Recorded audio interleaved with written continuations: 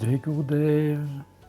Everyone is eternally dependent upon the Supreme. Just as the finger is part and a parcel of the body and therefore is always engaged in bodily service, we also, as part of the cosmic body of the Lord, have the eternal duty to be in service of the Lord. Someone who has given up his loving relationship with God loses the ability to perceive this divine who is in reality his actual shelter. Instead, one becomes attached to many temporary ephemeral forms, such as the body of the family members, the friends, the nation, the city. But human beings always look by nature for happiness and pleasure. But this limited happiness in the outside world will never satisfy us and never satisfy the unlimited desire of the soul. It's only the grace of the divine who can remove this illusion. Like the sun, when it's covered by clouds, nobody can remove them from the sky. But the sun itself can burn away all the clouds and reveal itself, and then we can perceive the sun. So when we become covered by Maya, we identify ourselves with this limited mind and this body. And thus, we are always in fear and anxiety. But when we surrender to the Lord Himself, then He can immediately free us from this illusion. When we understand that we are not the material body, but an eternal servant of the Lord, then this fear vanished. So devotees have no need to fear the bondage of material existence. And that fear goes away of its own accord for one who is engaged in devotional services. We can see only the bhakta becomes free from fear. Like Krishna says in the Bhagavad Gita, this divine energy of mine is difficult to overcome because of the three modes of material nature, the three gunas. But those who have surrendered unto me can easily cross beyond it. It is not by saying to oneself in our mind, Aham Brahmasmi, I am spirit, I am soul. But we have to surrender this mind to the feet of the Lord, to the Sadguru, to follow and to surrender to a spiritual master. We have first to clean our mind. We cannot take with us the baggage of the world and follow a spiritual master. To follow a deity or a dead master is easy. But a living guru is much more challenging, because to overcome the ego, which is something that people sometimes find difficult, the guru has to challenge us, to challenge this mind. And we have to put aside our judgmental mind. Only when the mind is anchored and focused on the feet of the Master, we will have the vision of Narayana. And the Guru is there to challenge this mind. Because with our limited mind, we cannot understand the Guru. Once there was a man who was looking for the perfect Guru. So he went everywhere and he was never satisfied. Finally, he met a Sadguru and he was very happy. He went to his friend and told them, you know what, I found my guru. Everybody was shocked. Wow, finally you found your guru, amazing. He said, yes. And what did the guru told you? Well, you see, I told him I'm looking for the perfect guru. And he answered to me, well, you are my perfect disciple. Then I knew this is my guru. Most of the time, people want to hear what they want to hear. And judging the master that's a danger. This is the worst thing that we can do, because the master will not play our game. He is here to destroy this ignorance from us, from the mind. Whether we want it or not, this ignorance from the mind has to be destroyed. We cannot judge the guru. That's a mistake that many people do. They think they can judge the guru. Oh, this is a true guru. No, this is a false guru. First, they should understand what is a guru. Because the moment one has that kind of question in the mind, it is already an offense. We cannot judge the guru. With our limited mind, it's impossible to see through the guru, because we see in the outside the guru is drinking, eating like us, so the same like us. So why should I follow him? We think this is a good one, it's a bad one. It's a good one because it suits my concept of a guru. Once there was a Greek scholar, very learned man, and he had a son and a wife. And he was really talented with his wisdom that even the king would visit him. And the king would take advice from him, and sure, the king started realizing, if he is such a great scholar, for sure, somebody which is such a great scholar can free me from the bondage of Maya and give me moksha.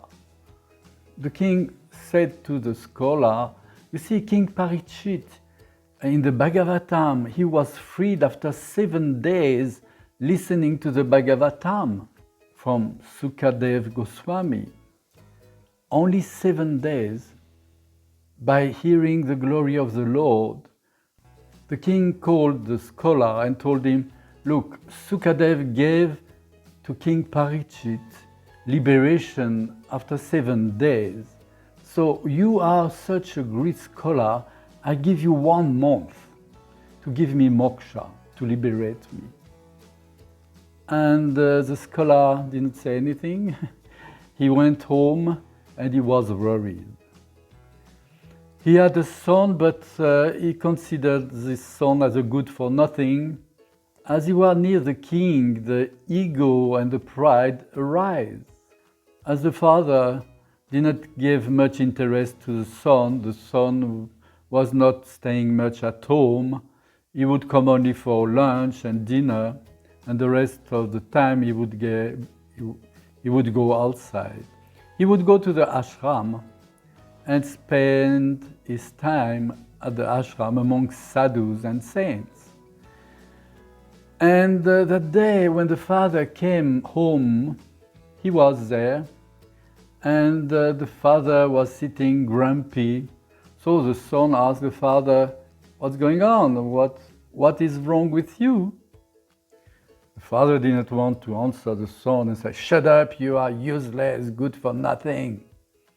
So the mother told the son what was happening, and the son came to the father and told him, Father, listen, don't worry.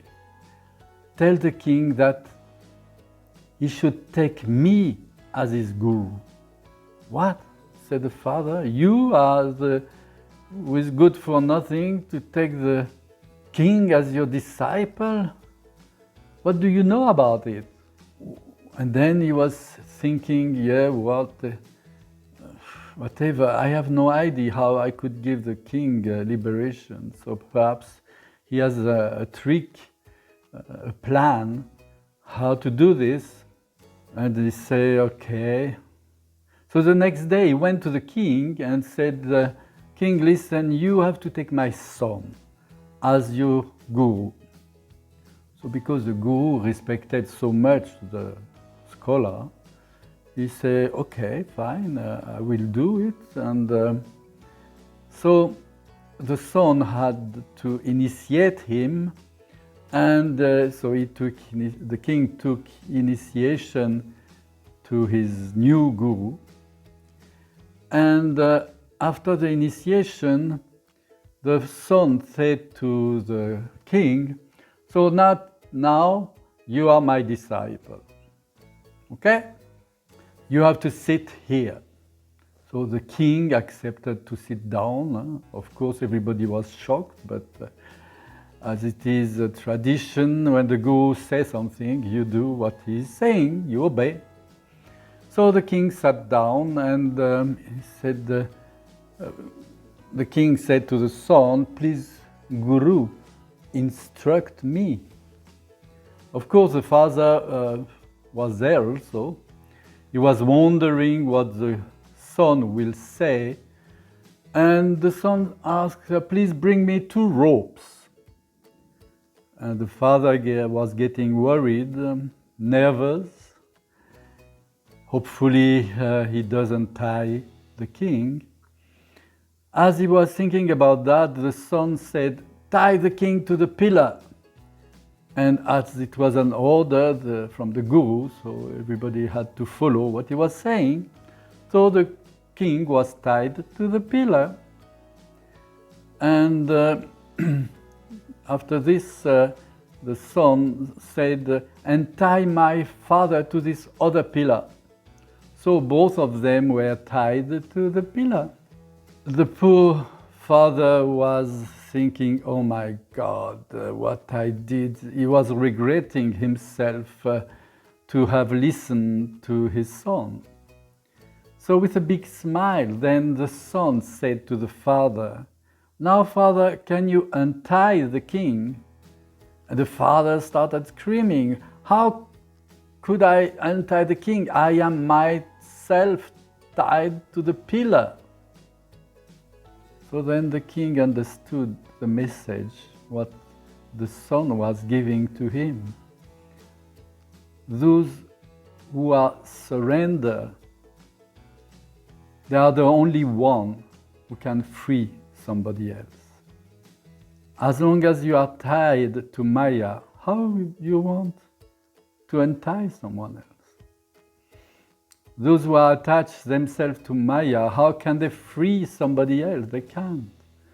And most of the people which are giving advices, messages, they themselves are fully attached to Maya. They can't free anybody.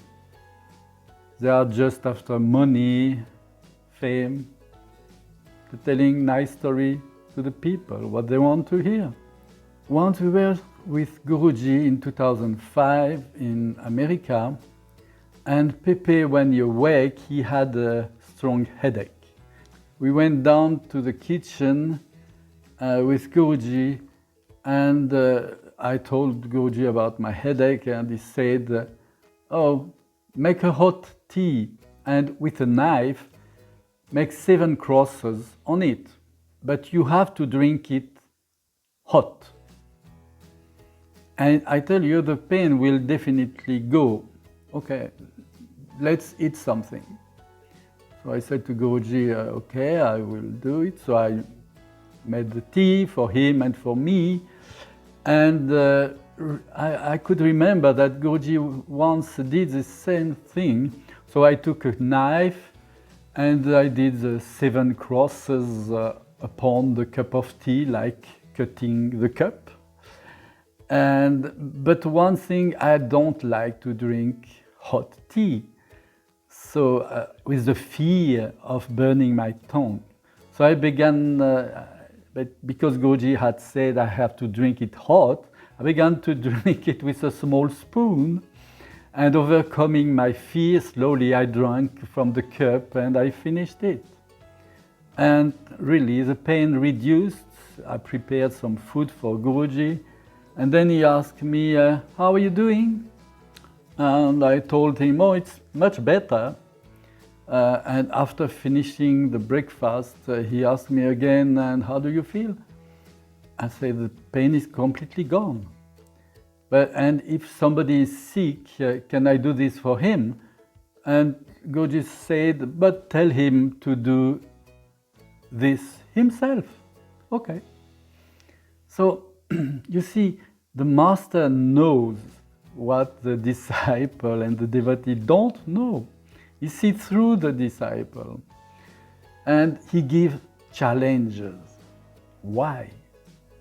Because challenges are given to the devotees so that they know if they are ready to surrender. Because, you see, a diamond, if you look at it, when it's still raw, to know what a real diamond is, you have to be wise. And the devotees don't see what the Guru sees in the people. It's the grace of the Guru that we are all here with him. So when there is no more question for anything, then we are on the way to surrender. There is a saying in the Gita which says, peace lies with those who are dear to me. Say Krishna. This is very deep because that peace which resides inside a true bhakta, it's a peace which can influence others, a peace that can be given to others, but not through words, by the being itself. And that peace reflects who we are, our whole being.